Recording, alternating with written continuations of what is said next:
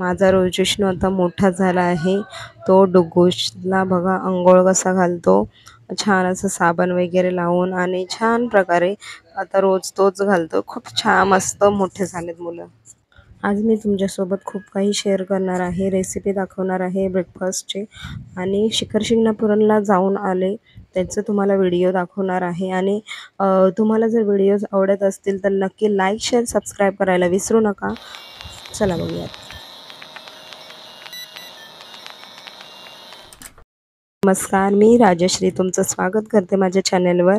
तर मी आज तुमच्याशी शिखर शिंगणापूरचा व्हिडिओज दाखवणार होते आणि त्यानंतर मी रेसिपी शेअर करणार आहे। तर इथे रोजिष्णू डुगूला अंघोळ घालून मस्त एन्जॉय करत आहेत। गरमी म्हटलं की आता ही तिसऱ्या टाईमची अंघोळ आहे।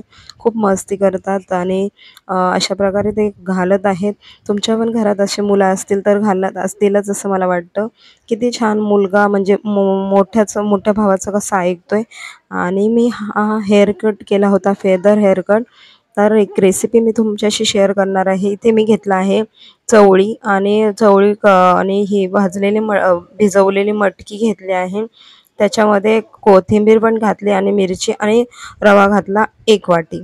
तर हे मस्त बाइंडिंग करून आपण मिक्सरला वाटून घेणार आहोत। चवीनुसार मीठ घालून घेणार आहोत, हळद घालून घेणार आहोत, हिंग पावडर घेणार आहोत घालून। त्यानंतर हे कोथिंबीर टाकून मस्त असं वाटून घेते। अशा प्रकारे वाटून घेतलं की तुम्हाला छान अशी कन्सिस्टन्सी दिसेल। तुमच्या आवडीनुसार तुम्ही कन्सिस्टन्सी ठेवू शकता। जास्त थिक देखील नाही पाहिजे आणि जास्त पातळ देखील नाही पाहिजे अशानुसार। तर मी इथे कढईमध्ये बनवते, तुम्ही तव्यामध्ये बनवलं देखील चालेल।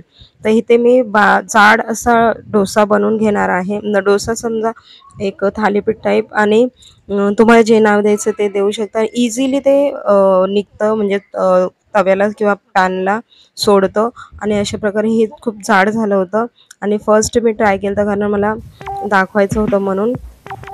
खूप छान झालं, तुम्ही पण खा। आणि ही एक रेसिपी आहे खीरची, जी आपण इन्स्टंटली बनवू शकतो। आता रोजिष्णूला खायची होती खीर आणि मी बनवली। तर इथे मी हेल्दी खीर अशी बनवते आणि ज्याने साखर यूज नाही करणार। इथे मी तूप घेतला आहे, 1-2 चमचे घेतले फक्त तूप, कारण जास्त नको।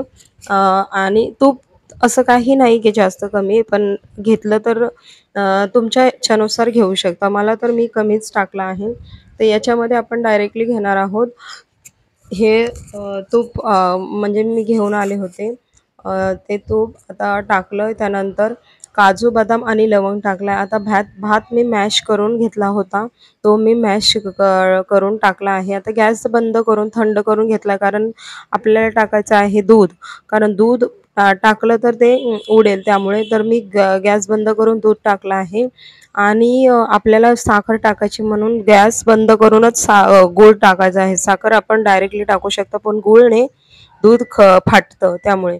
तर मी इथे दूध टाकून घेतला आहे आणि अशा प्रकारे तर इथे अशा म्हणजे झालं आहे टाकून। आता इथे तुम्ही ना असं केसर वगैरे वापरू शकता, पण मला इन्स्टंट बनवायचं होते खीर म्हणून मी दाखवली। असा मसाला देखील मिळतो इन्स्टंटचा, पण मी यूज नाही करत। जे आहे त्याच्यातच खूप सुंदर खीर झाली होती, नक्की ट्राय करून पहा। ज्यांच्या आपल्याला वाटतं ना की खूप सारं वस्तू लागतं, त्याने काहीच नाही आणि शूट करायला मिळालंच नाही। तर रवा वगैरे टाकला, म्हणजे शेवई वगैरे टाकून घेतले मी, थोडीशी अशी 1 चमचा टाकले आणि बॉईल करून घेतलं। त्यानंतर थंड करून म्हणजे गॅस बंद करूनच आपल्याला गूळ टाकायचा आहे। तर हे इलायची पावडर टाकून घेते आणि याच्यामध्ये ना गूळ हळूहळू टाकून घ्यायचा आहे। खूप तुम्हाला ना मेजरमेंट करून टाकलं तर अगदी सुंदर असं बनतो। तर इथे बघा खूप छान असं थिकनेस अशाच प्रकारे पाहिजे की जे आपण पिऊ देखील शकतो, चमच्याने देखील खाऊ शकतो अशा प्रकारे। जास्त घट्ट देखील नको आणि असं। आणि हे ढवळत राहायचं, हलवत राहायचं, कारण गूळ एक साईडला न होता म्हणजे कढईला न चिटकता आपण मिक्स करून घ्यायचं आहे पूर्ण।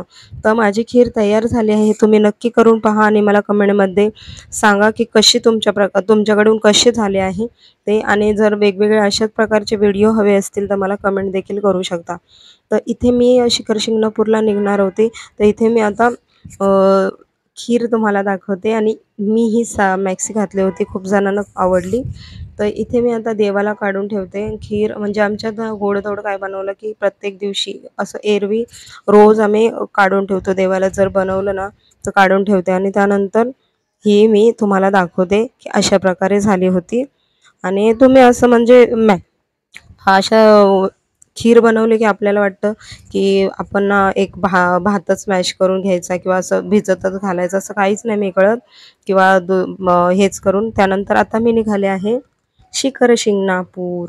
जसं मी तुम्हाला सांगितलं आहे की मी शिखर शिंगणापूरला जाते आणि कारमध्ये गेलं म्हटल्यास साडी वगैरे वेअर करता येतच नाही, जमतच नाही. मुलं असल्यावर पण किती वेळा तरी उठावं लागतं. तर इथे मी स्कर्ट आणि टॉप घातला होता अशा प्रकारे. आणि मी फेदर कट केला होता, जे मी माझ्या शेपनुसार निवडला होता. कारण मी हेअर कट कधी केलाच नाही, कधीच नाही पार्लरमध्ये जाऊन.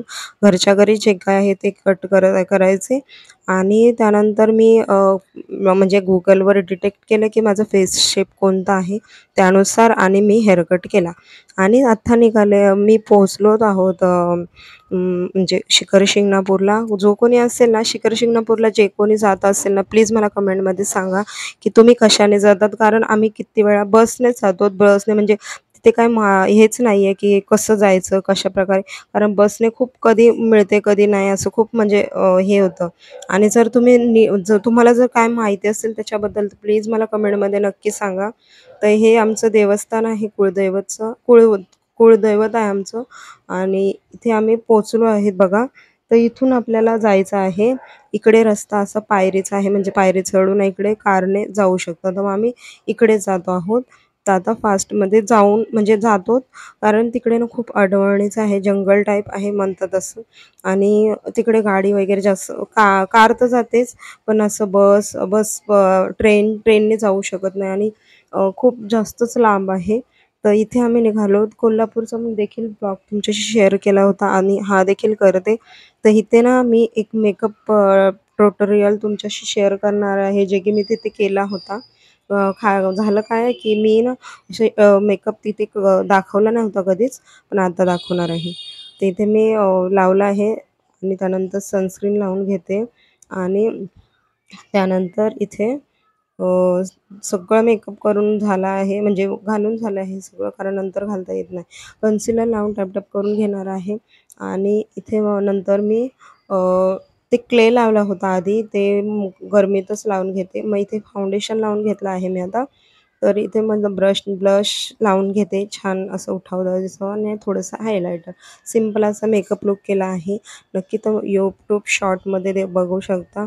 हे मनमध्ये आले होते. खरं तर आरसा नव्हता तिथे म्हणून मी मोबाईलमध्ये बघत होते, पण म्हटलं व्हिडिओ पण बनवून घ्यावा. अशा प्रकारे मी रेडी झाले होते. तुम्हाला हा लूक आवडला असेल तर नक्की मला कमेंटमध्ये हार्ट पाठवून द्या. त्यानंतर इथे मी आता निघालो. तर खूप खूप कडाक्याचं ऊन होतं आणि पाय एवढे भाजत होते ना की बस रे बस. एवढं ऊन मुलांना पण म्हणजे असं वाटत होतं की कधी पोचू. मला तर वाटतं बसने गेलेलं परवडतं माणसांना, कारण बसने कसं डायरेक्टली पोचू शकतं, खाऊ पिऊ शकतं, काही टेन्शन नसतं. पण कारने खूपच टेन्शन आहे. फर्स्ट टाईम आम्ही गेलो होतो, पण जाऊ देत. पण बरोबर म्हणजे नाही का टाईम टू टाईम गेलो आणि छान सुखरूप आलो असं. आणि अशा प्रकारे मी हा मेकअप लूक केला होता, सिम्पल आणि सोबर. तर इथे बघा खूप रस्ते असे खतरनाक आहेत ना, जे ना पाणी वगैरे काय नसेल असं. तर हा ब्लॉग तुम्हाला कसा वाटला ते नक्की सांगा. थँक्यू.